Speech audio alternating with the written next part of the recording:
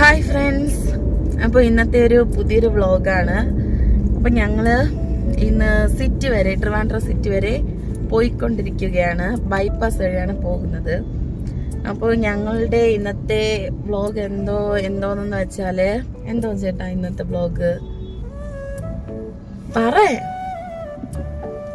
പറ എന്തോന്നാണ് ഇന്നത്തെ വ്ളോഗ്? പറയണില്ല. അപ്പൊ ഞങ്ങളുടെ ഇന്നത്തെ വ്ളോഗ് എന്തോന്നെന്ന് വെച്ചാൽ, ചേട്ടാ ലവ് സ്റ്റോറിയാണ് കേട്ടാ. ചേട്ടൻ ചിലപ്പോ പറയും നമ്മുടെ ലവ് സ്റ്റോറിയാണ്. ഞാൻ എങ്ങനെ ഈ ഡ്രൈവിംഗ് സീറ്റിലിരിക്കുന്ന ഇദ്ദേഹത്തെ എങ്ങനെ കല്യാണം കഴിച്ചു, ഞങ്ങൾ എങ്ങനെ കണ്ടുമുട്ടി, ഇതൊക്കെയാണ് ഇന്നത്തെ വ്ളോഗ്. അപ്പൊ ചേട്ടൻ തുടങ്ങും. എങ്ങനെയാണ് നമ്മൾ കണ്ടുമുട്ടിയത്?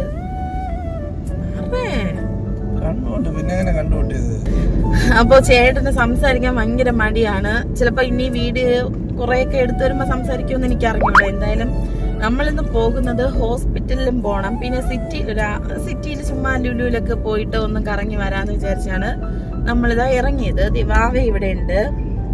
വാവ കുറച്ച് ഉറക്കായിരുന്നു, ഇപ്പൊ എണീറ്റ്.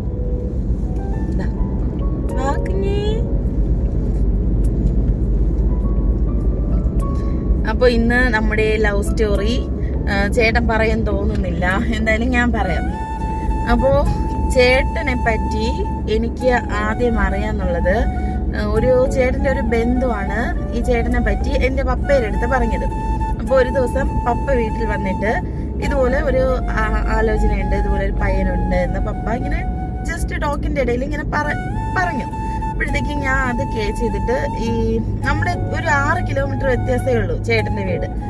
അപ്പൊ ഞാൻ എന്തായാലും അവിടെ ഉള്ള കുറച്ച് ഫ്രണ്ട്സ് ഒക്കെ എനിക്ക് ഫേസ്ബുക്കിലുണ്ടായിരുന്നു. അപ്പൊ ഞാൻ അവരോട് അന്വേഷിച്ചു, ഇങ്ങനെ ഒരാളുണ്ടോ എന്ന് വെച്ചാൽ കുറച്ച് ഡീറ്റെയിൽ ഒക്കെ എന്റെ പപ്പ പറഞ്ഞിട്ടുണ്ടായിരുന്നു. ആ ഡീറ്റെയിൽ വെച്ച് ഞാൻ അന്വേഷിച്ചപ്പോഴത്തേക്കും അവര് കറക്റ്റ് ആയിട്ട് എനിക്ക് പറഞ്ഞു തന്നു, അങ്ങനെ ഒരാളുണ്ട്. എന്നിട്ട് എനിക്ക് ഫേസ്ബുക്ക് ID ഞാൻ അവരുടെ അടുത്ത് ചോദിച്ചു.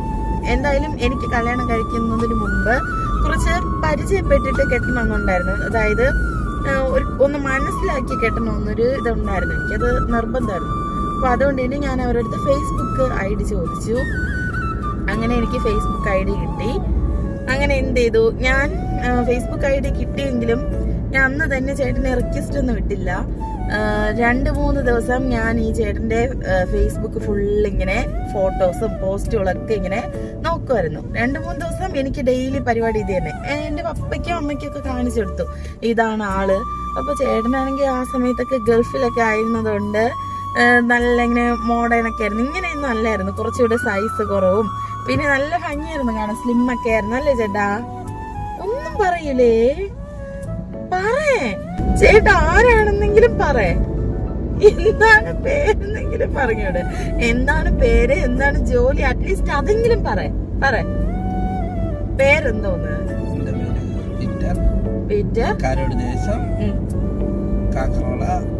കാക്കറോള. വൈഫിന്റെ ഹൗസ് അടുത്ത്. ജോലി എന്തോന്ന്? ഹോട്ടലിൽ എന്തോന്നായിട്ട് വർക്ക് ചെയ്യണേ? എന്നെ സ്നേഹിച്ച് കെട്ടിയതാണോ അതോ അറേഞ്ച്ഡ് മാരേജ് ആണോ? സ്നേഹിച്ചിട്ടില്ല. കുറച്ച്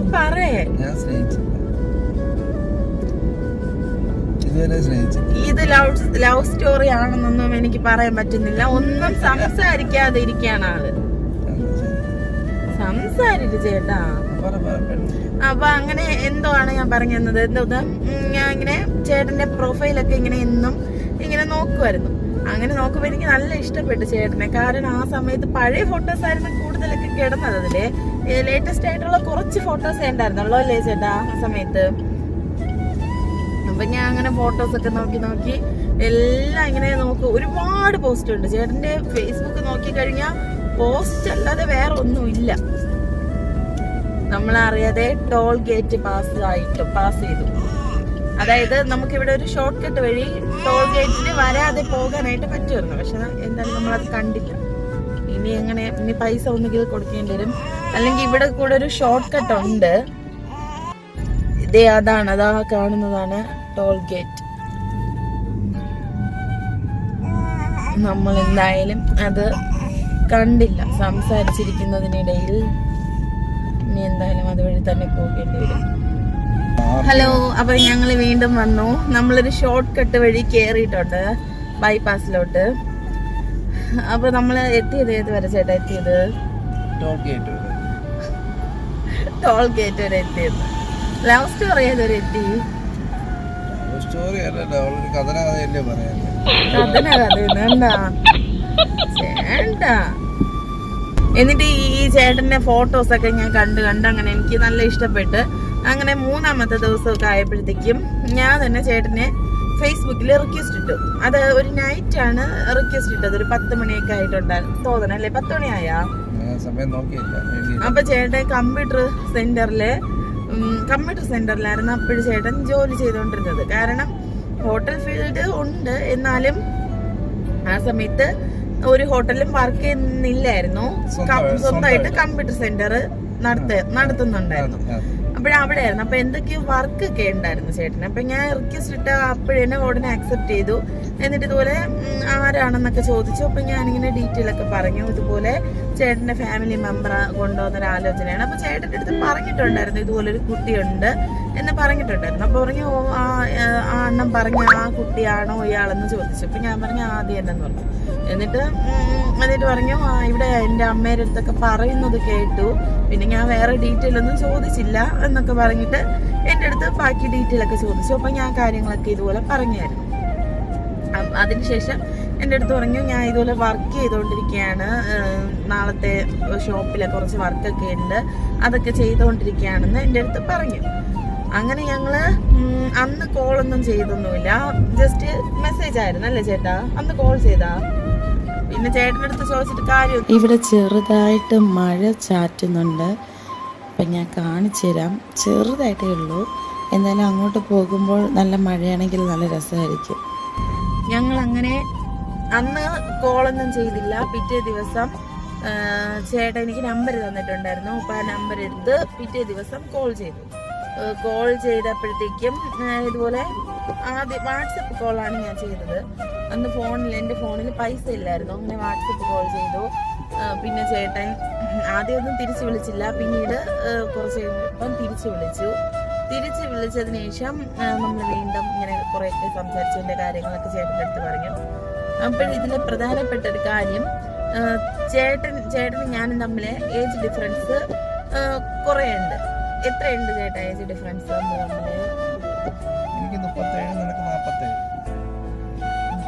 അപ്പൊ നമ്മള് ചുമ്മാ പറയണതാണ്. നമ്മളെ ചേട്ടനാണ് എന്നെക്കാളും മൂത്തത്. ഇപ്പം ഞങ്ങൾ തമ്മിൽ ഒരു 10 വയസ്സിൽ കൂടുതൽ വ്യത്യാസമുണ്ട്. അപ്പൊ അതുകൊണ്ട് ചേട്ടൻ എന്നെ ഇഷ്ടമല്ലായിരുന്നു, അല്ലേ ചേട്ടാ? അതുകൊണ്ട് ചേട്ടൻ പറഞ്ഞു നിനക്ക് വേറെ പ്രൊപ്പോസലൊക്കെ കിട്ടും, ഇത് ശരിയാവൂല എന്നൊക്കെ പറഞ്ഞു. പക്ഷെ എനിക്ക് ചേട്ടനെ എന്തോ ഭയങ്കര ഇഷ്ടമായിരുന്നു. എനിക്ക് ചേട്ടൻ തന്നെ മതി എന്ന് ഞാനിങ്ങനെ ഉറച്ചു തന്നെ നിന്നു. അപ്പൊ ചേട്ടൻ ആദ്യമൊന്നും ഒട്ടും സമ്മതിക്കില്ലായിരുന്നു. അങ്ങനെ നമ്മള് ഫോൺ വിളിക്കും, പക്ഷേ ചേട്ടൻ എന്തോ ഫോൺ വിളിച്ചാലും ഒരുമിച്ച് പോകാം അങ്ങനെ ഒരു തീരുമാനമല്ല, വെറുതെ ഒരു ഫ്രണ്ടിനെ പോലെ അങ്ങനെയൊക്കെ വിളിക്കും. എന്റെ മോളെ നിന്നായിരുന്നു ചേട്ടൻ വിളിച്ചിട്ടിരുന്നത് ആദ്യമൊക്കെ. ഇപ്പൊ അങ്ങനെയൊന്നും വിളിച്ചിട്ടേ ഇല്ല, വിളിച്ചിട്ട് കാലങ്ങളായി, അല്ലേ ചേട്ടാ? അങ്ങനെ ചേട്ടൻ ഒന്നും പറയാത്തോണ്ട് എനിക്കൊരു മൂഡും ഇല്ല പറയാൻ. ഞാൻ മാത്രം എന്തോ വളവളാ പറഞ്ഞുകൊണ്ടിരിക്കണം, ചേട്ടൻ വേണ്ടാതിരിക്കണം. ഇപ്പൊ ട്രാഫിക്കാണ്, പക്ഷെ ട്രാഫിക് അല്ലാതിരുന്ന സമയത്തും ചേട്ടൻ പറഞ്ഞിട്ടൊന്നുമില്ല. അപ്പൊ അതിനുശേഷം എന്തോ ഏതൊരെത്തി നമ്മള് ഏജ് ഡിഫറൻസ്. അങ്ങനെ ചേട്ടൻ ഒരു താല്പര്യമൊന്നും കാണിക്കാതെ നിന്നു. പക്ഷെ എന്നാലും കോള് കട്ടാക്കിയതിനു ശേഷം വീണ്ടും കുറെ കഴിഞ്ഞിട്ട് വിളിക്കുമ്പോ ഞാൻ ചോദിക്കും എന്നെ ഇഷ്ടമല്ലല്ലോ പിന്നെ എന്തിനാ വിളിക്കണേ എന്ന് ചോദിക്കുമ്പോ ഇഷ്ടമല്ല, പക്ഷെ എന്തോ വിളിക്കാതിരിക്കാൻ പറ്റണില്ല എന്ന് പറയും. അങ്ങനെ വീണ്ടും കുറെ നേരം സംസാരിക്കും, വീണ്ടും കുറച്ച് കഴിഞ്ഞിട്ട് വിളിക്കാതിരിക്കാൻ പറ്റണില്ല ആൾക്ക്. അങ്ങനെ ഞങ്ങൾ വിളിച്ച് ലാസ്റ്റ് ഞാൻ ചേട്ടന് നല്ല രീതിയിൽ അങ്ങോട്ട് എന്തോന്ന് കിസ്സൊക്കെ ചോദിക്കും. അങ്ങനെയൊക്കെ ചോദിച്ച് നല്ല രീതിയിൽ ചേട്ടനെ വീഴ്ത്താൻ ശ്രമിക്കുമായിരുന്നേ. പക്ഷെ ആൾ അതിലൊന്നും വീഴത്തില്ലായിരുന്നു. പിന്നെ ലാസ്റ്റ് ചേട്ടൻ സറണ്ടറായി. അങ്ങനെ ആ സമയത്ത് ഞാൻ പറഞ്ഞു ചേട്ടാ എന്തായാലും നമുക്ക് ഇഷ്ടമായല്ലോ, ഇനി എന്തായാലും ചേട്ടൻ്റെ വീട്ടിൽ പറഞ്ഞിട്ട് അണ്ണൻ്റെ അടുത്ത് ഈ പ്രൊപ്പോസൽ കൊണ്ടുവന്ന അണ്ണൻ്റെ അടുത്ത് പറഞ്ഞിട്ട് പെണ്ണ് കാണാനായിട്ട് വാ എന്ന് പറഞ്ഞു. അങ്ങനെ ചേട്ടൻ ലാസ്റ്റ് ചേട്ടൻ്റെ അമ്മയോട് കാര്യം പറഞ്ഞിട്ട് അണ്ണനെയും വെച്ച് ചേട്ടന്റെ ബ്രദറും പ്രപ്പോസൽ കൊണ്ട് നാടിനോട്ട് ഞങ്ങളുടെ വീട്ടിൽ പെണ്ണ് കാണാനായിട്ട് വന്നു. അപ്പൊ പെണ്ണ് കാണാൻ വന്ന സമയത്ത് നമ്മള് ഡ്രസ്സിങ്ങും ഏത് ഡ്രസ്സ് ഇടണം എന്നൊക്കെ നമ്മൾ ഡിസ്കസ് ചെയ്തിട്ടുണ്ടായിരുന്നു തലേ ദിവസം. അങ്ങനെ ഒരു ദിവസം ഉച്ചയ്ക്കാണെന്ന് തോന്നുന്നു. ഉച്ചയ്ക്ക് കഴിഞ്ഞ സമയത്ത് ചേട്ടന്റെ ബ്രദറും പിന്നെ ഈ പ്രപ്പോസലോട്ട് നാടിനോട്ട് എന്നെ കാണാനായിട്ട് വന്നു. കണ്ട ഉടനെ തന്നെ ഇഷ്ടമാണെന്ന് പറഞ്ഞു. അപ്പോൾ ഈ പ്രപ്പോസൽ കൊണ്ടുവന്ന ആണെന്റെ അടുത്ത് പറഞ്ഞിട്ടില്ലായിരുന്നു ഇതുപോലെ ഞങ്ങൾ സംസാരിച്ച കാര്യവും അതൊന്നും അവർക്കറിയില്ല. പക്ഷെ എന്റെ വീട്ടിലും ചേട്ടന്റെ വീട്ടിലും ഒക്കെ അറിയായിരുന്നു ആ കാര്യങ്ങളൊക്കെ. പിന്നെ അതിനുശേഷം നമ്മൾ പിന്നെ അങ്ങോട്ട് പെണ്ണ് കാണലൊക്കെ കഴിഞ്ഞ് ഇഷ്ടമാണെന്ന് പരസ്പരം പറഞ്ഞതിന് ശേഷം പിന്നെ അങ്ങോട്ട് കറക്കുമായിരുന്നു. ആദ്യത്തെ ഞങ്ങളുടെ ട്രിപ്പ് പൊന്മുടിയല്ല, അയ്യോ സോറി, തൃപ്പരപ്പല്ലേ ചേട്ടാ, തൃപ്പരപ്പായിരുന്നു ഞങ്ങളുടെ ട്രിപ്പ്. പിന്നെ അങ്ങോട്ട് ഫുഡ് അടിയും കറക്കവും അങ്ങനെയൊക്കെ ആയിരുന്നു കുറെ ദിവസം. പിന്നെ വീട്ടിലൊന്നും അറിയാതെയാണ് പോകുന്നത്. പക്ഷെ ചേട്ടന്റെ വീട്ടിൽ അറിയായിരുന്നു. ചേട്ടന്റെ അമ്മ നല്ല സപ്പോർട്ടായിരുന്നു. ചേട്ടന്റെ അമ്മ എന്നെ വിളിക്കുമായിരുന്നു. അതുപോലെ തന്നെ ചേട്ടന്റെ സിസ്റ്റർ എന്നെ കോൾ ചെയ്യായിരുന്നു. പിന്നെ ഞങ്ങൾ എപ്പോഴും ഫോൺ വിളിക്കുന്നത് കൊണ്ട് അമ്മ വഴക്ക് പറയും. ഇടയ്ക്കൊക്കെ വിളിച്ചിട്ട് എപ്പോഴും ഫോൺ വിളിക്കാതിരുന്നൂടെ, എന്തായാലും മാരേജ് ഒക്കെ കഴിഞ്ഞിട്ട് അങ്ങനെ ഫോൺ വിളിക്കുമ്പോൾ ചേട്ടനും ഒരു ജോലിയൊന്നും ചെയ്യാതെ വീട്ടിൽ എപ്പോഴും ഫോൺ വിളിക്കുമ്പോഴത്തേക്കും ദേഷ്യം വരും. അങ്ങനെ ഫോൺ വിളിച്ച് വഴക്ക് പറയും. അല്ലാതെ പ്രശ്നങ്ങളൊന്നുമില്ല. അല്ലാതെ ഞങ്ങള് വീട്ടിലൊന്നും പ്രശ്നമൊന്നുമില്ലായിരുന്നു. എന്റെ വീട്ടില് കുറച്ച് റെസ്ട്രിക്ഷൻസ് ഒക്കെ ഉണ്ടായിരുന്നു. പക്ഷെ ചേട്ടന്റെ വീട്ടില് അങ്ങനെ ഒരു പ്രശ്നമൊന്നും ഇല്ലായിരുന്നു കേട്ടോ. ചേട്ടന്റെ അമ്മ നല്ല സപ്പോർട്ടായിരുന്നു. അങ്ങനെ ഞങ്ങള് 1 ഇയർ വരെ ലവ് ചെയ്തു. 1 ഇയർ കഴിഞ്ഞതിന് ശേഷമാണ് ഞങ്ങളുടെ മാരേജ്, അല്ലേ ചേട്ടാ? 1 ഇയർ കഴിഞ്ഞിട്ടല്ലേ? 1.5 വർഷത്തിന് ശേഷം. അതുവരെ ചേട്ടൻ വിളിച്ചുകൊണ്ടിരിക്കും, എന്നാ വരുന്നേ. അപ്പൊ ചേട്ടനാണെങ്കിൽ ആലപ്പുഴക്കാരനായിരുന്നേ. അവിടെയാണ് ചേട്ടൻ ജനിച്ചതും പഠിച്ചതും ഒക്കെ അവിടെയായിരുന്നു. ചേട്ടന്റെ മാരേജ് സമയം ബുള്ളറ്റ് ഭയങ്കര ഇഷ്ടമുണ്ട്. റോഡിൽ കൂടെ ഏത് ബുള്ളറ്റ് പോയാലും അത് കാണിച്ചു തരും. അപ്പൊ ഇവിടെ നല്ല മഴയുണ്ട്, ഞാൻ കാണിച്ചു തരാം. കാരണം അടിപൊളി മഴയാണ്. എനിക്ക് ചേട്ടനാണ് ഏറ്റവും കൂടുതൽ ഇഷ്ടം ഇങ്ങനെ മഴ പെയ്യണ സമയത്ത് ഡ്രൈവ് ചെയ്യാനും, അതുപോലെ തന്നെ മഴ പെയ്യണ സമയത്ത് വീട്ടിലിരിക്കാനും. അതുകൊണ്ട് തന്നെ ചേട്ടൻ വീട്ടില് മഴ പെയ്യുന്നത് കണ്ടുകൊണ്ടിരിക്കുന്ന ഒരു വീട് വേണം എന്ന വാശിക്ക് ചേട്ടൻ മഴ വീട്ടിലിരുന്ന് കാണത്തക്ക രീതിയിലുള്ള ഒരു വീടാണ് വെച്ചത്. അതായത് പണ്ടത്തെ 4 കെട്ട് വീടില്ലേ, അതേപോലുള്ള ഒരു മോഡൽ വീട് തന്നെ ചേട്ടൻ വെച്ചു. ഭയങ്കര ഇഷ്ടമാണ് മഴ. കുன்றில் சாயும் மேகம் வந்து கச்சையாக காமன் பொங்கும் மோகப்பூவில் முத்தக்கும் மாலம் தங்க திங்கள் எற்றில் பொட்டும் இட்டு வெண்ணிலாவின் கண்ணம் தொட்டு நெஞ்சிலாடும் சுவாசச்சூட்டில் காதல் குற்றாலம் തേക്കിനെയും തെന്നലായി നിന്നരുകെ വന്നു ഞാൻ കാതിലൊരു മന്ത്രമായി കാകലികൾ. ഞങ്ങളിപ്പോൾ എത്തിയത് ട്രിവാൻഡ്രം എത്തിയിട്ടുണ്ട്. അതായത് ലുലുമാളല്ല, കിഡ്സിന്റെ ഒക്കെ ആ ഭാഗത്ത് എത്തിയില്ലേ ചേട്ടാ. അപ്പോ ഇതാണ് ഞങ്ങളുടെ ലവ് സ്റ്റോറി. അങ്ങനെ പിന്നെ ആഫ്റ്റർ 1 ഇയർ കഴിഞ്ഞതിന് ശേഷം ഞങ്ങൾ മാരേജ് ചെയ്തു. അറേഞ്ച്ഡ് മാരേജ് ആയിരുന്നു. അങ്ങനെ ഇതുവരെ എത്തി. ഇപ്പോൾ ഇതാ ഒരു ബേബിയൊക്കെ ആയി. ഞങ്ങൾക്ക് കുഞ്ഞ് ജനിച്ചത് 1 വർഷത്തിന് ശേഷമാണ്. കറക്റ്റ് 1 ഇയർ കഴിഞ്ഞതിന് ശേഷമാണ് കുഞ്ഞായത്.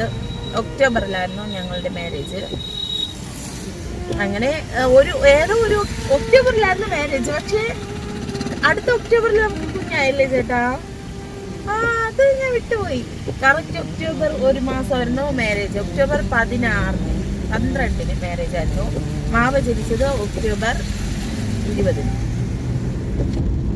പെട്ടെന്ന് കിട്ടിയില്ല. 1 വർഷം കഴിഞ്ഞതിന് ശേഷമാണ് വാവയായത്. ഇപ്പൊ വാവയ്ക്ക് 6 മന്ത് സ്റ്റാർട്ട് ആയിട്ടുണ്ട്. അപ്പൊ ഇന്ന് ഞങ്ങൾ പോകുന്നത് ഒരു സർജനെ കാണാനാണ്. ഞാൻ ഇന്നാളെ ഇടയ്ക്കൊരു വീഡിയോയിൽ പറഞ്ഞിട്ടുണ്ടായിരുന്നല്ലോ എനിക്കിങ്ങനെ സ്റ്റോണിന്റെ ഒരു പ്രശ്നമുണ്ടെന്ന്. അപ്പോൾ അതിനെ കാണിക്കാനാണ് പോകുന്നത്. നമ്മൾ പോകുന്നത് മറ്റേ ജനറൽ ഹോസ്പിറ്റൽ ട്രിവാൻഡ്രം, ആ ഹോസ്പിറ്റലിലെ ഒരു ഡോക്ടറിനെ കാണാനാണ്. വീട്ടിലിരിക്കും. ലോ കോളേജ് ജംഗ്ഷന്റെ അടുത്താണ് ആ ഡോക്ടർ ഇരിക്കുന്നത്. അപ്പോൾ നേരത്തെ അപ്പോയിൻമെന്റ് ഒക്കെ എടുക്കണം. അങ്ങനെ ഞങ്ങൾക്ക് ടൈമൊക്കെ പറഞ്ഞിട്ടുണ്ട്. നമ്മൾ ലേറ്റായി. 4-നും 4:30 ഇടയിലാണ് ഞങ്ങളോട് പോകാൻ പറഞ്ഞത്. പക്ഷെ ഇപ്പം സമയം 5:45. ലേറ്റായി, നല്ല ലേറ്റാണ്. നല്ല മഴയും. അപ്പൊ എന്തായാലും പോയി നോക്കാം. ലേറ്റ് ആയാലും കുഴപ്പമില്ല, ടോക്കൺ എടുത്തിട്ടുള്ളത് കൊണ്ട് ഇടയ്ക്ക് കയറ്റി വിടും. അപ്പൊ എന്തായാലും പോയിട്ട് കാണാം.